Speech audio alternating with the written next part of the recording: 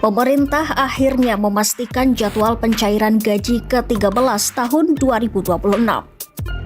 Kepastian ini menjadi kabar yang ditunggu banyak aparatur negara, mulai dari PNS, P3K, hingga TNI dan Polri. Lewat aturan resmi yang telah diterbitkan, pemerintah menegaskan bahwa pencairan akan mulai dilakukan pada pertengahan tahun. Dalam regulasi tersebut, dijelaskan bahwa gaji ke-13 dapat dibayarkan paling cepat pada bulan Juni 2026. Artinya, mulai bulan tersebut, proses transfer ke rekening masing-masing penerima sudah bisa dilakukan secara bertahap menyesuaikan kesiapan administrasi di tiap instansi.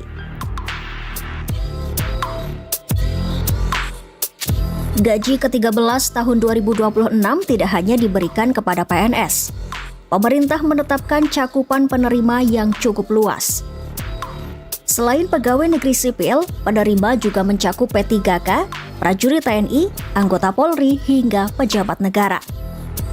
Tak hanya itu, pensiunan dan sejumlah pegawai non-ASN yang bekerja di instansi pemerintah juga termasuk dalam daftar penerima. Kebijakan ini menunjukkan bahwa pemerintah ingin memastikan dukungan finansial menjangkau lebih banyak aparatur negara, baik yang masih aktif maupun yang sudah purna tugas. Besaran gaji ke-13 pada dasarnya setara dengan 1 kali gaji bulanan. Namun, komponen yang diterima tidak hanya gaji pokok. Di dalamnya terdapat beberapa unsur penting seperti tunjangan keluarga, tunjangan pangan, serta tunjangan jabatan atau tunjangan umum.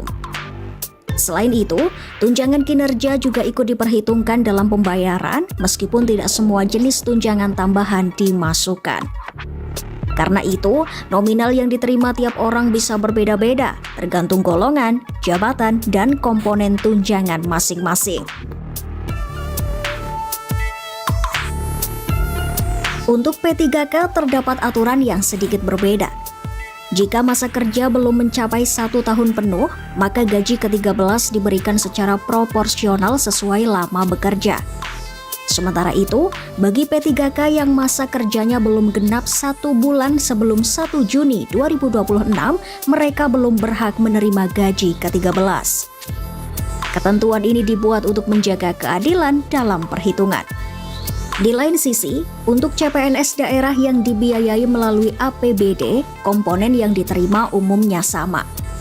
Namun, ada kemungkinan tambahan penghasilan lain tergantung pada kemampuan fiskal masing-masing daerah. Pendanaan gaji ke-13 berasal dari 2 sumber utama. Untuk instansi pusat, anggaran diambil dari APBN.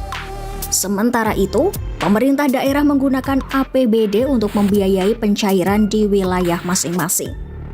Dengan skema ini, pemerintah berupaya memastikan bahwa seluruh aparatur negara tetap mendapatkan haknya tanpa membebani satu sumber anggaran saja.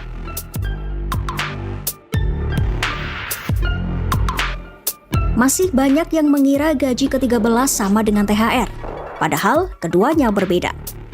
THR biasanya diberikan menjelang hari raya, bahkan bisa cair paling cepat 10 hari sebelum perayaan.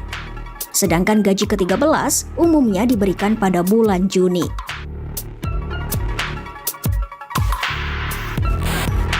Pemerintah berharap pencairan gaji ke-13 tidak hanya memberikan kepastian bagi aparatur negara, tetapi juga berdampak lebih luas.